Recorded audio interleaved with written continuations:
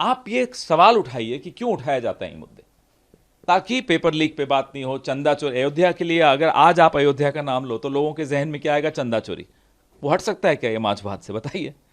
निषाद जी जो बीजेपी से कांग्रेस में आए, अब उनकी संस्कृति में है, उनके खान पान की उसमें है पद्धति में कि माछ भात खाते हैं।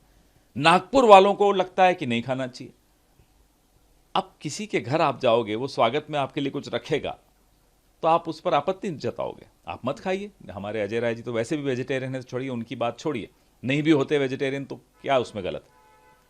हमें नहीं समझ में आता कि इतने बचकाने और मूर्ख विवाद क्यों लाए जाते हैं। क्या इस देश को ये लोग वाकई मूर्ख समझते हैं? अजीत डोभाल जी अब जो है हाँ, चीन जा रहे हैं, 5वां राउंड है एसआर का। एसआर अटल जी के वक्त क्यों बना था? एसआर का कारण क्या था? कि बॉर्डर रेजोल्यूशन हो।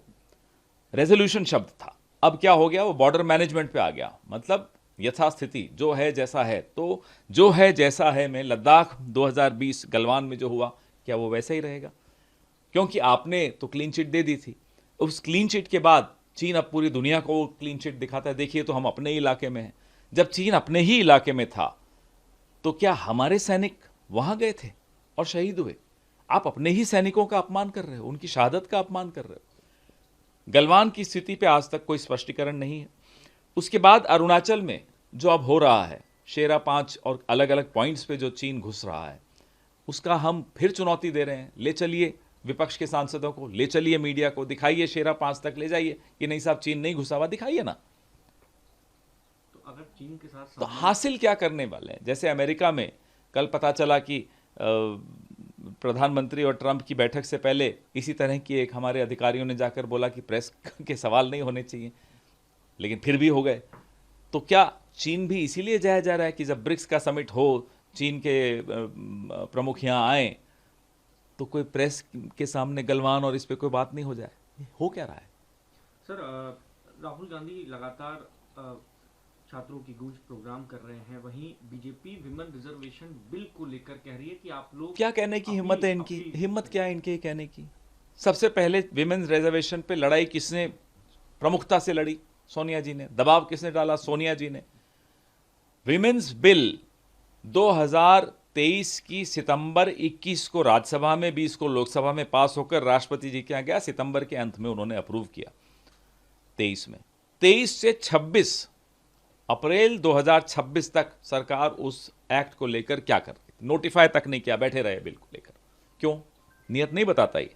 और अब नोटिफिकेशन के बाद अब हम अगस्त में आ गए हैं, अब कह रहे हैं डिलिमिटेशन होगी पहले, सेंसस होगा पहले, फिर उसको लागू कर। क्यों? अगर नियत साफ है तो लागू करिए।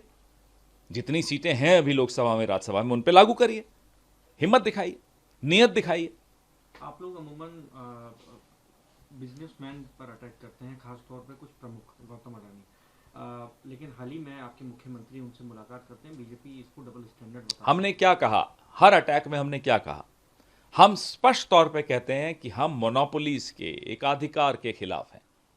हम किसी भी उद्योगपति के खिलाफ नहीं है, लेकिन हम किसी भी एक उद्योगपति का एकाधिकार हो जाए वो देश के लिए अच्छा नहीं, हमेशा ये कहते हैं। इसका मतलब नहीं है कि किसी राज्य में कोई L1 लेकर कोई कॉम्पिटिटिव बिडिंग से कुछ कुछ हासिल हो जाए तो वो गलत है, हम तो ये कभी नहीं मानते। है। गैंगस्टर गोल्डी बरार का एक उस बारे में हमें ज़्यादा जानकारी नहीं है, पहले जानकारी प्राप्त कर लें फिर बात करें। अमूमन सरकार ये दावे करती रही कि कश्मीर में हालात अब बेहतर हैं पहले से।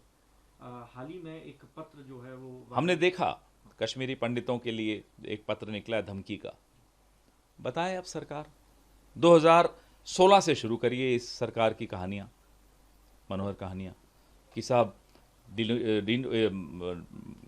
नोटबंदी के बाद अब ये होने वाला है साहब, वो हो जाएगा, ये हो जाएगा। फिर आ जाइए 2019 पे, 5 अगस्त 2019 पे स्टेटहुड ख़त्म कर ली, 370 हटा दिया। हर बार यही बोला कि कश्मीर में अब सब ठीक हो जाएगा। अब आ गया, अब 26 में धमकियां आ रही हैं। हम तो ये उम्मीद लगाए बैठे थे कि जो विस्थापित कश्मीरी पंडित हैं उनको फिर से वहां स्थापित किया जाएगा। उल्टा जो हैं वहां, उनको धमकियां आ रही हैं। ये इस सरकार की कश्मीर नीति आपके सामने खुल चुकी है।